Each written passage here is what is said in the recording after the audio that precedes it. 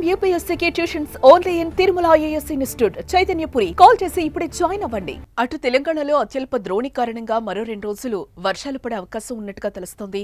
ఆసిఫాబాద్, మంచిర్యాల, జగిత్యాల, సిరిసిల్ల, కరీంనగర్, భూపాలపల్లి, ములుగు, భద్రాద్రి, ఖమ్మం, నల్గొండ, వరంగల్, జనగామ, సిద్దిపేట, రంగారెడ్డి, హైదరాబాద్ తదితర జిల్లాలకు వాతావరణ కేంద్రం ఎల్లో అలర్ట్ను జారీ చేసింది. అలాగే రాగల 2 రోజుల పాటు ఉష్ణోగ్రతలు తక్కువగా నమోదవుతాయని వెల్లడించింది.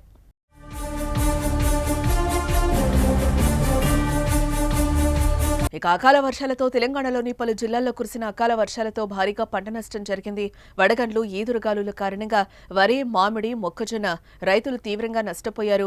వడగండ్ల వానతో కరీంనగర్ జిల్లాలోని 13 గ్రామాల్లో 336 ఎకరాల పంట నష్టం వాటిల్లినట్లు వ్యవసాయ అధికారులు ప్రాథమికంగా అంచనా వేశారు. 321 ఎకరాల మొక్కజొన్న, 15 ఎకరాలలో వరి పంట దెబ్బతిన్నట్లుగా గుర్తించారు. చొప్పదండి, రామడుగు, కరీంనగర్, కొత్తపల్లి మండలాల్లో 213 మంది రైతులకు సంబంధించిన పంటలు పూర్తిగా దెబ్బతిన్నాయి.